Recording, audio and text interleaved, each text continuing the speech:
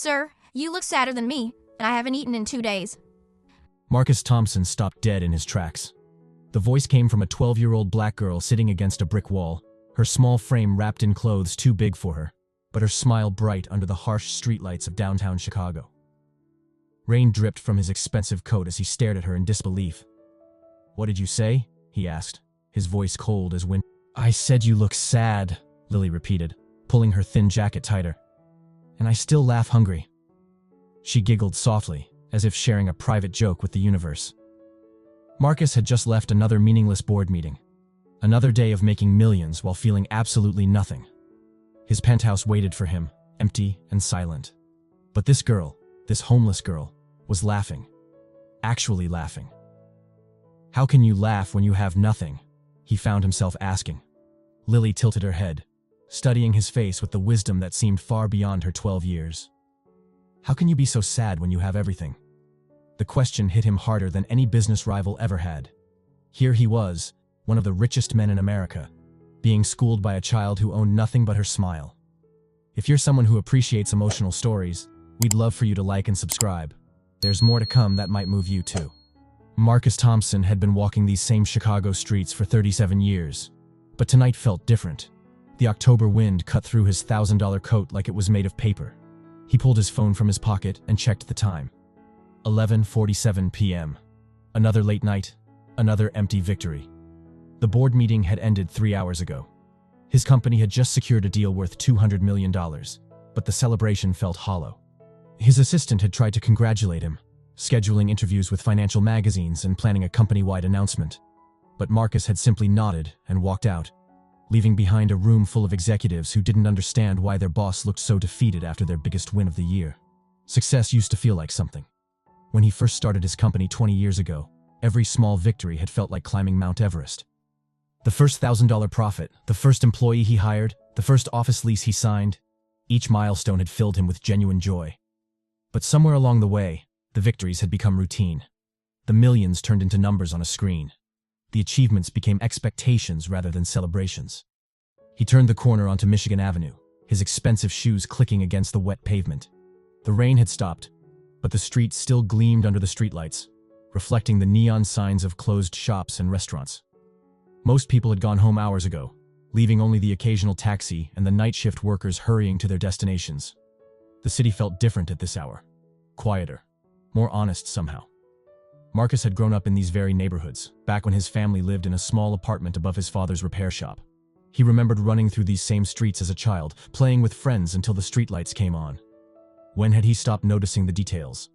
When had the city become just a backdrop to his endless pursuit of more money, more success, more of everything that didn't seem to matter? His phone buzzed with messages from his assistant, reminders about tomorrow's meetings, congratulations from business partners. He ignored them all. The digital noise felt exhausting tonight. That's when he saw her. A small figure huddled against the brick wall of an old bookstore. At first, he thought it might be a bundle of clothes someone had thrown away. But then she moved, adjusting a cardboard sign that read, "Hungry but still hopeful," in careful childish handwriting. Marcus slowed his pace. He had seen homeless people before, of course. Chicago had thousands of them. But something about this one made him pause. She was so young, so small. Her dark skin caught the light from the street lamp, and despite everything, she was smiling. "Sir, you look sadder than me, and I haven't eaten in 2 days," she said as he approached. The words stopped him cold. Marcus turned to look at her properly for the first time. She couldn't be older than 12. Her hair was braided in neat rows, though some strands had come loose. Her clothes were too big, a man's jacket that swallowed her tiny frame, jeans rolled up at the ankles, sneakers with holes in the toes. "What did you say?" he asked, his voice coming out harsher than he intended. "I said you look sad," Lily repeated, not seeming afraid of his tone. "And I still laugh hungry." She giggled, a sound so pure and unexpected that Marcus felt something shift in his chest. He had just left a room full of people who called him sir, who hung on his every word, who would do anything to get his approval. But none of them had looked at him the way this child was looking at him now, like she could see right through all his money and success to something broken underneath. "How can you laugh when you have nothing?" he found himself asking. Lily tilted her head, studying his face with wisdom that seemed far beyond her 12 years. "How can you be so sad when you have everything?" The question hit him like a physical blow. Marcus Thompson owned 3 houses, 2 cars, a yacht he never used, and more money than he could spend in 10 lifetimes. But when was the last time he had laughed? Really laughed, the way this child just had? I don't understand, he said quietly. My mama used to say that being hungry in your belly is bad, but being hungry in your heart is worse, Lily explained, adjusting her position against the wall. You look hungry in your heart, mister. Marcus stared at her. No one had talked to him like this in years. His employees were too scared. His business partners only wanted his money. His family had stopped calling long ago, but this homeless child was offering him wisdom, like it was the most natural thing in the world. What's your name? He asked, surprised by his own curiosity. Lily Chen, she said, extending a small hand that looked impossibly fragile. What's yours? Marcus looked down at her outstretched hand. When was the last time someone had wanted to shake his hand without wanting something from him? His business meetings were full of firm handshakes that felt like negotiations, power plays disguised as polite greetings. But there was nothing calculated about Lily's gesture. It was pure, simple human connection. Slowly, he reached out and took her small fingers in his. Her hand was cold, too cold for a child. Marcus Thompson, he said. Nice to meet you, Mr. Marcus, Lily said, pumping his hand formally. You know, you've got kind eyes. They're just sad, that's all. Marcus felt something crack inside his chest. Kind eyes? No one had called him kind in decades. Ruthless? Yes. Successful? Absolutely. Rich, powerful, influential. All of these things. But kind? Where are your parents? He asked, though he suspected he already knew the answer. The question came out gentler than he intended, and he realized he genuinely cared about her response. Lily's smile dimmed just a little, like a candle flickering in the wind. My mama died last year. Cancer. She fought real hard, stayed in the hospital for months. I used to visit her every day after school, and even when she got real sick, she would still braid my hair. She touched one of her braids self-consciously. These ones are getting messy, but I try to keep them nice like she taught me. Marcus felt something tighten in his throat. And your daddy? He couldn't handle it after Mama died. Started drinking real bad. Wouldn't go to work. Wouldn't eat. Sometimes he would just sit and cry for hours. Lily's voice got smaller. Social services took me when they found me taking care of him instead of him taking care of me. I went to 3 different foster homes, but they didn't feel right. The first family had too many kids already and didn't really want another one. The second family was nice enough, but they kept talking about fixing me like I was broken. The third family... She paused, looking down. Let's just say I didn't feel safe there. So I ran away. You've been on the streets alone? At 12? I'm not alone, Lily said, her smile returning. I got lots of friends here. Mrs. Rosa at the diner sometimes saves me leftover bread. Tommy, who works at the gas station, lets me use the bathroom. And Mr. Jenkins, who sleeps under the bridge, he taught me which places are safe to sleep. Marcus looked around the empty street. This was her world. This cold, dangerous place where a child had to worry about finding food and safe places to sleep. Meanwhile, he lived in a penthouse with more rooms than he could use. Aren't you scared? He asked. Sometimes, Lily admitted. But being scared don't help nothing. And there's still good things, you know? Like yesterday, I found a book someone threw away. It's about a girl who goes on adventures. And this morning, I saw a dog playing in the park, and he was so happy, just running around. Made me laugh. You found reasons to laugh while you're homeless and hungry? Why wouldn't I? Lily asked, seeming genuinely confused by his question. Laughing don't cost nothing, and it makes everything feel a little better. Marcus stood there in the cold night air, looking down at this extraordinary child. She had lost her mother, been abandoned by her father, rejected by the system, and left to survive on the streets. But she was teaching him about happiness. I should go, he said finally, though he wasn't sure why he was reluctant to leave. Okay, Mr. Marcus, Lily said.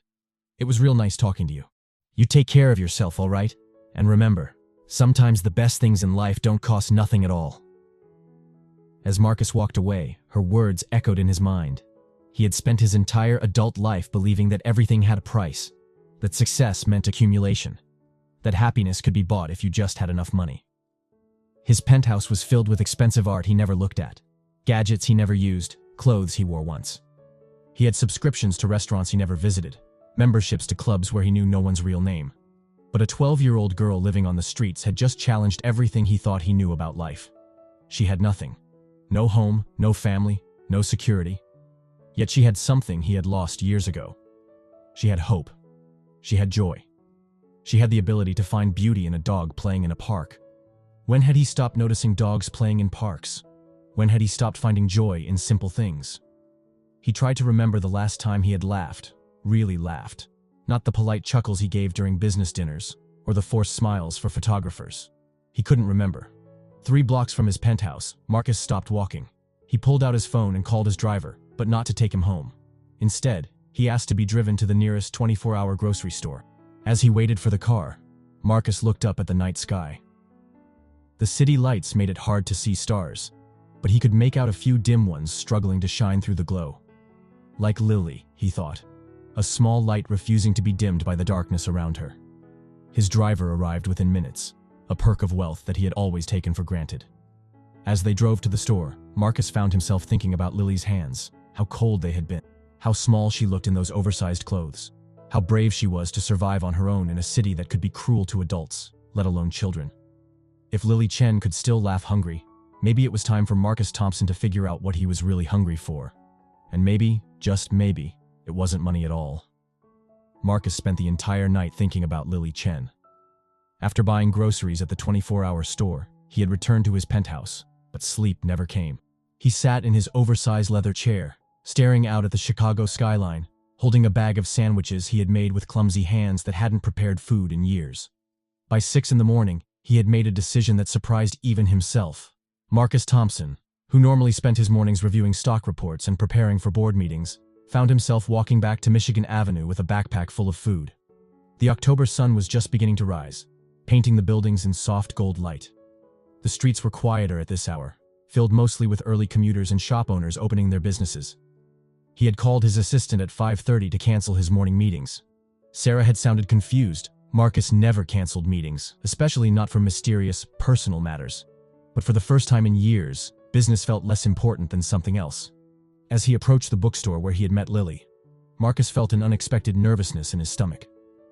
What if she wasn't there? What if something had happened to her during the night?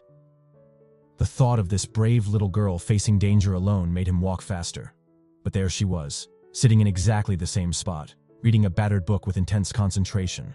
Her cardboard sign was propped against the wall, and someone had left a small pile of coins next to it. She looked even smaller in the morning light, more fragile, but her presence still seemed to brighten the entire street corner. "Good morning, Lily," Marcus said softly, not wanting to startle her. She looked up from her book, and her face lit up with genuine surprise and delight. "Mr. Marcus, you came back!" She scrambled to her feet, carefully placing a leaf between the pages of her book to mark her spot. "I didn't think I'd see you again.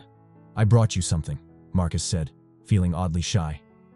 He opened his backpack and pulled out the sandwiches, some fruit, and a thermos of hot chocolate he had made. "I thought you might be hungry." Lily's eyes went wide, and for a moment, Marcus thought she might cry.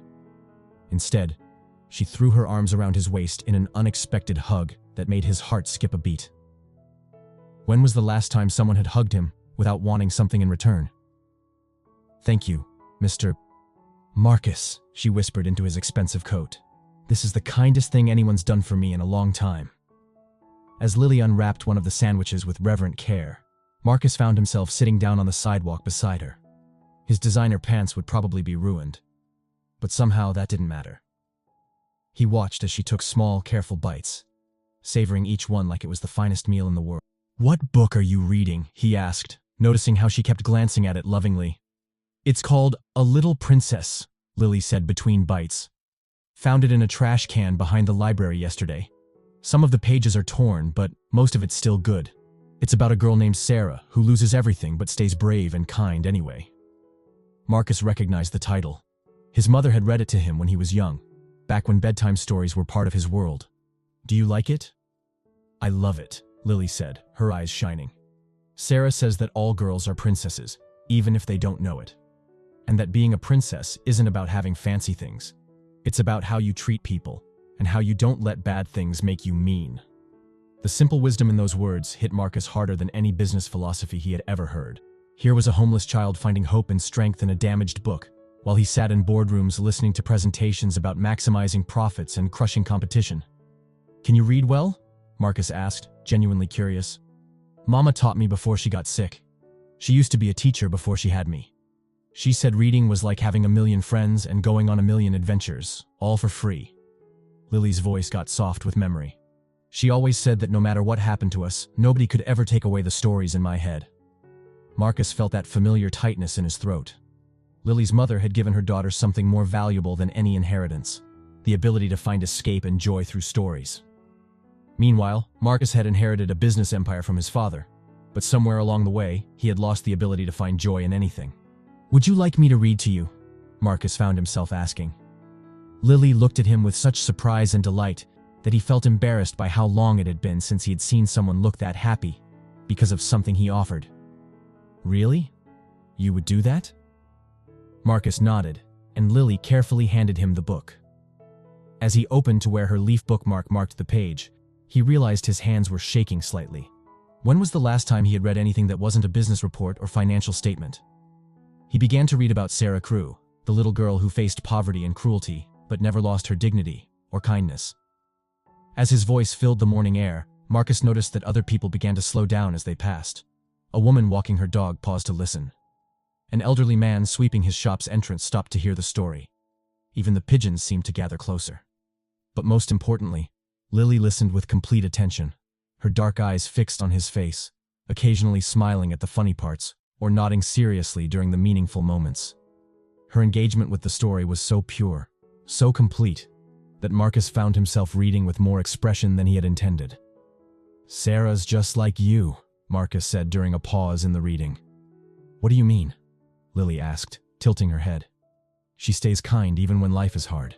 She finds reasons to smile even when she has nothing. She treats everyone with respect, no matter who they are." Lily considered this seriously. "Maybe that's why I like her so much. But you know what, Mr. Marcus? You're kind too. You came back. You brought me food. You're reading to me. That's princess behavior right there." Marcus almost laughed at the idea of a billionaire businessman being compared to a princess, but then he realized that Lily's definition of royalty had nothing to do with crowns or money. It had everything to do with character. They spent 2 hours together on that sidewalk. Marcus read 3 more chapters while Lily finished her breakfast and shared her fruit with the pigeons that gathered around them. People continued to pass by, and Marcus began to notice things he had never seen before during his usual rushed walks to the office. There was Mrs. Rodriguez, who ran the small flower shop across the street. She waved at Lily like an old friend and brought over a slightly wilted flower that she pinned to Lily's jacket. There was Tommy, a young man who worked at the gas station, who stopped by to check on Lily and seemed genuinely surprised, but pleased to see her with a companion. "Lily's got a gift," Tommy told Marcus quietly, while Lily was distracted by petting a friendly dog. "She makes everyone feel better just by being around. Kid's been through hell, but she's still got more hope than most adults I know." Marcus was beginning to understand what Tommy meant. In just 2 encounters, Lily had made him feel more alive, more connected to the world around him than he had felt in years. She saw good things everywhere, in damaged books, in friendly strangers, in flowers that other people would throw away. "I have to go to work soon," Marcus said reluctantly, as the morning grew later. He could hear his phone buzzing with increasingly urgent messages from his office. "That's okay," Lily said, carefully closing the book. "Thank you for reading to me. It made the story even better." "Will you be here tomorrow?" Marcus asked, surprised by how much he hoped the answer would be yes. "Probably. This is a good spot. Safe, and lots of nice people walk by." Marcus reached into his wallet and pulled out more money than Lily had probably seen in months. But as he held it out to her, she shook her head. "I can't take that much, Mr. Marcus. It's too much." "But you need food, shelter." "I need food, yes. But that much money would make me a target. Other people on the street would want to take it from me, and I'm too small to fight them off." Lily's practical wisdom stunned him once again. "Maybe just enough for lunch? And maybe you could come back tomorrow and read more of the story?" Marcus put most of the money back in his wallet and handed her just $20. As he walked away, he realized that Lily had just taught him another lesson about the difference between helping and understanding what help was actually needed. For the first time in 20 years, Marcus Thompson was looking forward to tomorrow for reasons that had nothing to do with business. 3 weeks had passed since Marcus first met Lily, and his entire routine had changed. Every morning before work, he would stop by Michigan Avenue with breakfast and a new book. Every evening after his meetings, he would return to sit with her on the sidewalk, reading stories and listening to her observations about the world around them. His assistant Sarah had begun to worry about his behavior. His business partners were asking questions about his new, charitable interests. But Marcus found that he cared less and less about their opinions and more about a 12-year-old girl's insights into happiness. This particular Thursday morning was different, though. When Marcus arrived at their usual spot with coffee for himself and hot chocolate for Lily, she wasn't there. Her cardboard sign was gone, and there was no trace of the small life that had brightened this corner of the city. Marcus felt panic rise in his throat. He checked his watch, 7:30 a.m., their usual time. Maybe she was just late. Maybe she had found a better spot.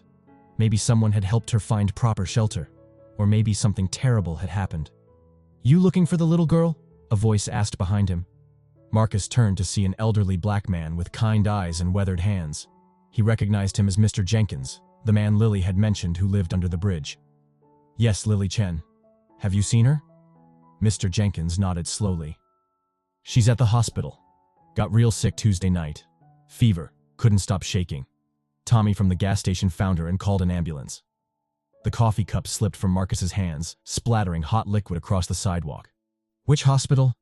"Chicago General. But mister, they won't let you see her unless you're family." Marcus was already pulling out his phone, calling his driver. "Thank you," he said to Mr. Jenkins, pressing a $50 bill into the man's surprised hands. "Please, if you see any of her other friends, tell them I've gone to check on her." The ride to Chicago General took 20 minutes through morning traffic that seemed to move at a snail's pace. Marcus spent the entire time thinking about Lily's small hands, how cold they had been that first night. How had he let her stay on the streets for 3 weeks? How had he convinced himself that bringing her breakfast and reading her stories was enough? At the hospital, Marcus discovered that Mr. Jenkins was right. The staff wouldn't give him any information about Lily because he wasn't family. But Marcus Thompson hadn't built a business empire by accepting no as a final answer. "I want to speak with the hospital administrator," he told the receptionist firmly. 20 minutes later, Marcus was sitting across from Dr. Patricia Williams, the head of pediatric services. She was a tired-looking woman in her 50s with intelligent eyes and the demeanor of someone who had seen too much suffering. "Mr. Thompson, I understand your concern, but patient privacy laws are very clear." "Dr. Williams," Marcus interrupted. "What would it take for me to help this child? Legally, properly, with all the right paperwork?" Dr. Williams studied him carefully. "Are you talking about becoming her legal guardian?" The question hung in the air between them. Marcus had never considered having children. His life had been built around business, around accumulating wealth, around achievements that now seemed hollow compared to Lily's simple wisdom. "What would that involve?" he asked quietly. "Background checks, home visits, court appearances, social worker evaluations. The process typically takes months, and there's no guarantee of approval." Dr. Williams leaned forward. "Mr. Thompson, may I ask why you're interested in this particular child?" Marcus thought about how to explain what Lily had done for him. How could he describe the way she had made him laugh for the first time in years? How could he put into words the way her perspective had changed everything he thought he knew about success and happiness? "She taught me something I had forgotten," he said finally. "She taught me how to see joy in small things, how to find hope when everything seems dark. She's 12 years old, homeless and hungry, but she's the wisest person I've ever met." Dr. Williams was quiet for a long moment. "Mr. Thompson, Lily has pneumonia. She's malnourished and exhausted. Her body is fighting infections that a properly fed, properly housed child would handle easily. She needs medical care, but more than that, she needs stability, safety, and love. Can I see her? I can bend the rules for 5 minutes, but I want you to understand something. If you start this process, you can't walk away when it gets difficult. Foster care has already failed this child once. She doesn't need another adult who disappears when things get complicated." Marcus nodded, his throat tight with emotion he didn't fully understand. Dr. Williams led him through the hallways of the pediatric ward to a small room where Lily lay sleeping in a hospital bed that seemed far too big for her tiny frame. She was connected to an IV, and her breathing was labored. Even in sleep, she looked exhausted. But on the bedside table, Marcus saw something that made his heart clench. The battered copy of A Little Princess that they had been reading together, along with a small drawing of 2 people sitting on a sidewalk sharing a book. She asked the nurses to call you, Dr. Williams said softly. She gave them your business card. Apparently you gave it to her weeks ago. She wanted to make sure you knew where she was so you wouldn't worry when she wasn't at your usual meeting place. Marcus stared down at Lily's peaceful face. Even sick and vulnerable, she'd been thinking about his feelings, worried that he might be concerned about her absence. The social worker will be here this afternoon, Dr. Williams continued. If you're serious about this, I can arrange for you to meet with her. I'm serious, Marcus said without hesitation. As if she could hear his voice, Lily's eyes fluttered open. When she saw Marcus standing beside her bed, her face lit up with the same pure joy he had come to treasure. Mr. Marcus, she whispered, her voice hoarse from coughing. You found me. Of course I found you, Marcus said, pulling a chair close to her bed. Did you think I would just stop coming to read with you? Some people do, Lily said matter-of-factly. When things get hard, some people just disappear. Marcus reached out and gently took her small hand in his, careful not to disturb the IV. I'm not going anywhere, Lily. I promise. They got me on good medicine, Lily said, managing a weak smile. And the nurses are real nice. One of them, Maria, she's from the Philippines like my mama's family. She taught me a lullaby in Tagalog. Even in a hospital bed, fighting an infection, Lily was finding things to appreciate, connections to make, reasons to smile. Marcus marveled at her resilience. Lily, Marcus said carefully, how would you feel about coming to live with me? Properly, legally, as my family? Lily's eyes widened. You mean, like adoption? Something like that. It would mean you'd have a safe place to sleep, regular meals, your own room. You could go back to school. What about my friends on the street, Mrs. Rodriguez and Tommy and Mr. Jenkins? You could still visit them. We could help them too if they need it. Lily was quiet for a long moment, studying Marcus's face with that wisdom that seemed far beyond her years. Mr. Marcus, why do you want to take care of me? The question was so direct, so honest, that Marcus felt compelled to give her an equally honest answer. Because you changed my life, Lily. Before I met you, I had everything money could buy, but I had forgotten how to be happy. You taught me that the best things in life really don't cost anything at all. You taught me how to laugh again. Lily smiled, and even though she was weak and sick, her smile still had the power to brighten the entire room. Then yes, Mr. Marcus, I'd like to be your family. As Marcus sat holding Lily's hand in that hospital room, he realized that he was about to embark on the most important business venture of his life. And for once, success wouldn't be measured in dollars. The next 2 months tested Marcus Thompson in ways that no business deal ever had. The legal process of becoming Lily's guardian was complicated, invasive, and emotionally exhausting. Social workers visited his penthouse, asking pointed questions about his lifestyle, his work schedule, and his motivations. Background checks revealed every detail of his past. Court hearings required him to explain to strangers why a billionaire businessman wanted to adopt a homeless child. But the hardest part wasn't the bureaucracy. It was learning how to be the kind of person Lily needed him to be. Marcus had spent his entire adult life solving problems with money. When his car broke down, he bought a new one. When employees were unhappy, he raised their salaries. When business partners caused trouble, he bought them out. But Lily's needs couldn't be solved with his credit card. She had been released from the hospital after a week, and while the legal process continued, she was staying in a temporary foster home. Marcus was allowed supervised visits 3 times a week, and each visit taught him something new about how little he knew about caring for a child. Mr. Marcus, why do you look so worried all the time? Lily asked during one of their visits to Lincoln Park Zoo. They were sitting on a bench watching the penguins, and Marcus had been checking his phone obsessively, trying to coordinate with his lawyer about the next court hearing. I'm not worried, Marcus lied, then immediately felt guilty. Lily had always been honest with him. He should return the favor. Actually, I am worried. I'm worried I don't know how to be what you need. What do you think I need? Lily asked, tilting her head in that curious way she had. Marcus thought about the social worker's questions, the parenting books he had been reading, the advice everyone seemed eager to give him. A stable home, good education, healthcare, proper nutrition, emotional support. Mr. Marcus, Lily interrupted gently. I just need someone who cares about me. Someone who won't leave when things get hard. Someone who sees me as a real person, not a problem to fix. Her simple words hit him harder than any business criticism ever had. Marcus realized he had been approaching this like a business acquisition, making lists, creating strategies, trying to optimize outcomes. But Lily wasn't a company to be managed. She was a child who needed love. "You're right," Marcus said, putting his phone away. "I've been thinking about this all wrong." "It's okay," Lily said, reaching over to pat his hand in a gesture so motherly it made his heart ache. "You're learning. Growing up is hard, even for grown-ups." That evening, Marcus called his assistant Sarah and made a decision that shocked his entire company. "I'm taking a leave of absence," he told her. "For how long, Mr. Thompson?" "As long as it takes. I need to focus on something more important than business right now." The next morning, instead of going to his office, Marcus drove to Lily's foster home for their scheduled visit. But instead of taking her to another educational activity or cultural event, he simply asked, "What would you like to do today?" "Really? Anything?" "Anything." Lily's face lit up with excitement.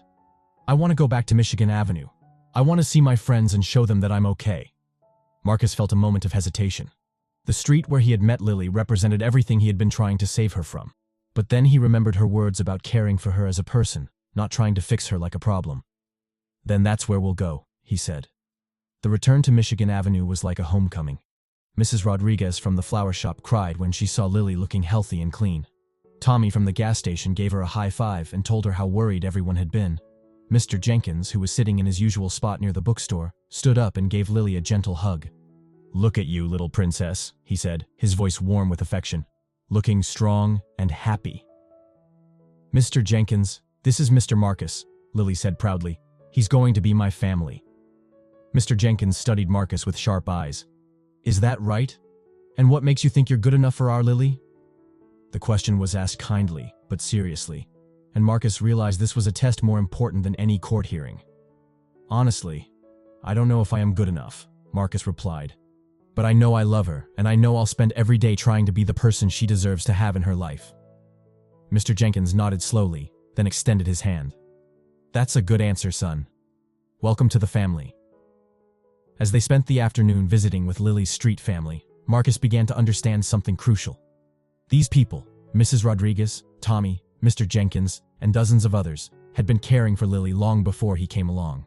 They had formed a community around her, protecting her, feeding her when they could, making sure she was safe. They loved her just as much as he did. "Mr. Marcus," Lily said as they sat on their old reading spot against the bookstore wall, "when I come live with you, can my friends still be part of my life?" "Of course," Marcus said. "They're your family too." "And can we help them sometimes? Like Mr. Jenkins needs new shoes, and Mrs. Rodriguez's shop is struggling because her rent went up." Marcus looked around at the community that had embraced him simply because he cared about Lily. These weren't statistics or charity cases. They were real people with real needs and real dignity. "Yes," he said, "we can help them. But Lily, I want to do it the right way. I want to ask them what they need instead of assuming I know what's best." "That's smart," Lily agreed. "People don't like being treated like problems to solve." Over the following weeks, Marcus learned to navigate a balance between his old world and Lily's. He established a foundation to help the homeless community around Michigan Avenue, but he made sure Lily was involved in every decision. Together, they worked with Mrs. Rodriguez to lower her shop's rent by negotiating with the landlord. They helped Tommy get enrolled in night classes to finish his high school diploma. They worked with social services to find Mr. Jenkins a small apartment while respecting his independence. But the real breakthrough came during a court hearing that would determine whether Marcus could officially become Lily's guardian. The judge, a stern woman in her 60s, had been asking Marcus detailed questions about his parenting plans when Lily asked if she could speak. "Your Honor," Lily said, standing up in the courtroom with more dignity than most adults could manage. "I know Mr. Marcus is rich and I'm just a homeless kid, but he doesn't want to adopt me because he feels sorry for me. He wants to adopt me because we make each other better." The judge leaned forward, interested. "Can you explain what you mean by that, Lily?" "Before he met me, Mr. Marcus had lots of money but no happiness. Before I met him, I had lots of happiness but no security. Now we can share both. He taught me that it's okay to want safe places and regular meals. I taught him that those things don't mean anything if you don't have people to share them with." The courtroom was completely silent. Marcus felt tears running down his cheeks, and he didn't care who saw them. "Mr. Marcus doesn't want to change me into someone else," Lily continued. "He likes me exactly how I am, and I like him exactly how he is, even when he forgets to put jelly on both sides of a peanut butter sandwich." The judge smiled at that last comment, and Marcus saw several other people in the courtroom wiping their eyes. 2 weeks later, The adoption was finalized. Marcus Thompson officially became the legal guardian of Lily Chen Thompson, and for the first time in his life, he felt like he had truly succeeded at something important. On their first night as an official family, they sat on the balcony of Marcus's penthouse, reading A Little Princess together under the stars. The city spread out below them, but Marcus found himself looking at Lily instead of the view. "Are you happy?" he asked her. "I'm still laugh-hungry," Lily said with a grin, "but now I'm hungry for adventures with my new dad." Marcus laughed, really laughed, and realized that Lily had given him the greatest gift of all. She had taught him that love multiplies when you share it, and that the richest life is one filled with people who matter more than money. 1 year later, Marcus Thompson stood on the same corner of Michigan Avenue where he had first met Lily Chen. But this time, he wasn't alone, and he wasn't sad.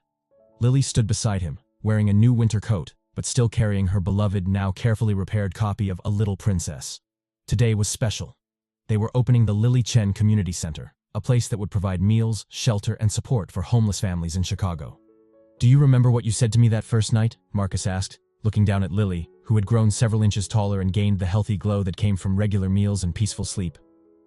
"I said you looked sadder than me, and I hadn't eaten in 2 days," Lily replied with a grin. "I also said I still laugh hungry. And now I laugh with a full belly, but I'm still hungry," Lily said thoughtfully. "Just hungry for different things." "Like what?" "Adventures. Learning new things. Helping people. Making sure other kids don't have to sleep on the street like I did." Lily paused, then looked up at Marcus with those wise eyes that had first captured his attention. "What about you, Dad? What are you hungry for now?" The word "dad" still sent a warm rush through Marcus's chest every time Lily said it. Over the past year, he had learned that being a father was nothing like running a business. You couldn't schedule love or delegate bedtime stories. You couldn't buy your way out of a child's nightmares or solve their problems with spreadsheets. But it was also more rewarding than any deal he had ever closed. "I'm hungry for more moments like this," Marcus said honestly. "More chances to make a difference. More time with you." The community center behind them was bustling with activity. Mrs. Rodriguez had moved her flower shop to the ground floor of the building, creating a welcoming entrance full of beautiful, affordable plants. Tommy, who had finished his high school diploma with Marcus and Lily's encouragement, now managed the center's job training program. Mr. Jenkins had become the unofficial grandfather to dozens of homeless youth who used the center's services. But most importantly, the center operated on principles that Lily had taught Marcus: that dignity mattered more than charity, that listening was more important than lecturing, and that everyone had something valuable to contribute. "Speech time," called Sarah, Marcus's former assistant who had become the center's director after deciding that nonprofit work was more fulfilling than corporate life. "Marcus, Lily, they're ready for you." Inside the center's main hall, hundreds of people had gathered for the opening ceremony. There were city officials, business leaders, and members of the press, but also Mrs. Rodriguez, Tommy, Mr. Jenkins, and dozens of other people from the street community that had first welcomed Marcus into their world. Marcus had prepared formal remarks about community investment and social responsibility. But when he reached the podium, he found himself setting his notes aside. "A year ago, I thought I knew what success looked like," he began. "I measured everything in dollars and deals, in profit margins and market share. I lived in a beautiful penthouse, but I was completely alone. I had everything money could buy, but I had forgotten how to be happy." He looked out at the crowd and found Lily sitting in the front row, beaming at him with pride. "Then I met a 12-year-old girl who changed everything I thought I knew about wealth and poverty, about happiness and success. She was homeless and hungry, but she had something I had lost somewhere along the way. She had joy. She had hope. She had the ability to find beauty in small things and to see the best in people." Marcus paused, his voice thick with emotion. "Lily taught me that real wealth isn't about what you accumulate. It's about what you share. Real success isn't about beating your competition. It's about lifting up your community. And real happiness isn't something you can buy. It's something you create by caring about others." The audience was completely silent, hanging on every word. This community center exists because a child who had every reason to be bitter chose to be kind instead. Because she taught a lonely billionaire that the best things in life really don't cost anything at all. They just require us to open our hearts. Marcus gestured to Lily, who walked up to join him at the podium. She had asked if she could say something too, and Marcus had learned never to underestimate his daughter's wisdom. "Hi everyone," Lily said into the microphone, her voice clear and confident. "My dad just told you how I changed his life, but I want to tell you how he changed mine too." She looked up at Marcus with love shining in her eyes. When I was on the street, I learned how to survive. But Dad taught me how to dream. I knew how to find food for today. But he taught me how to plan for tomorrow. I knew how to make the best of bad situations, but he taught me that I deserved good situations too. Lily turned to address the crowd directly. But the most important thing Dad taught me is that having money doesn't make you a bad person, and not having money doesn't make you a bad person either. What makes you a good person is what you do when you have the power to help others. She paused, and Marcus marveled at how poised and articulate she had become while still maintaining that essential spark that had first drawn him to her. Some of you probably think this is a nice story about a rich man saving a poor girl, but that's not what happened. We saved each other, and now we want to help other people save each other too. The applause was thunderous, but Marcus barely heard it. He was too busy feeling grateful for the chain of events that had led him to this moment. If he hadn't chosen to walk home that rainy night a year ago, if he hadn't stopped to listen to a homeless child's wisdom, if he hadn't been brave enough to open his heart to love, none of this would have happened. After the ceremony, as the crowd mingled and toured the new facility, Marcus and Lily slipped away to their old spot against the bookstore wall. It had become a tradition for them to sit there whenever they visited Michigan Avenue, remembering how their story began. "Dad," Lily said as they settled onto the familiar sidewalk, "do you think Mama would be proud of me?" Marcus thought about the woman he had never met, but felt like he knew through Lily's stories. A teacher who had given her daughter a love of learning, a fighter who had faced cancer with grace, a mother who had taught her child that reading was like having a million friends. "I think your mama would be incredibly proud," Marcus said. "You took everything she taught you about kindness and strength and wisdom, and you used it to help not just yourself but me and hundreds of other people too. Do you think she would like you?" Marcus considered the question seriously. "I hope so. I hope she would see that I love you exactly as you are, and that I'll spend the rest of my life trying to be worthy of being your father." Lily leaned against his shoulder, and they sat in comfortable silence, watching the evening bustle of Chicago around them. The street vendors were packing up their carts, office workers were heading home, and the street lights were beginning to flicker on as dusk approached. "Dad?" Lily said eventually. "Yes? I'm still laugh-hungry." Marcus smiled, understanding exactly what she meant. They had food security now, and safe shelter, and educational opportunities. But they were both still hungry. Hungry for new ways to help people. Hungry for adventures together. Hungry for all the love and laughter and meaningful moments that life could offer. "Me too, sweetheart," Marcus said, pulling her closer. "Me too." As they sat on that sidewalk where their story began, Marcus Thompson realized he had finally found the answer to the question Lily had asked him that first night. How could he be sad when he had everything? The truth was, he hadn't had everything at all. He had only had things. Now he had what mattered: love, purpose, family, and community. He had learned that true wealth couldn't be measured in bank accounts, and that the most valuable inheritance you could give a child wasn't money. It was the knowledge that they were loved, valued, and capable of making the world a better place. And perhaps most importantly, he had learned that sometimes the teacher comes in the smallest, most unexpected packages. Sometimes wisdom speaks with the voice of a 12-year-old girl who can still laugh when she's hungry, who can still hope when everything seems hopeless, and who can still love when the world has given her every reason not to. Marcus Thompson, the billionaire, had thought he was saving Lily Chen, the homeless child. But Lily Chen, the teacher, had actually saved Marcus Thompson, the man who had forgotten how to live. In the end, they had both learned the most important lesson of all: that happiness isn't something you achieve, it's something you choose, something you share, and something that grows stronger every time you give it away.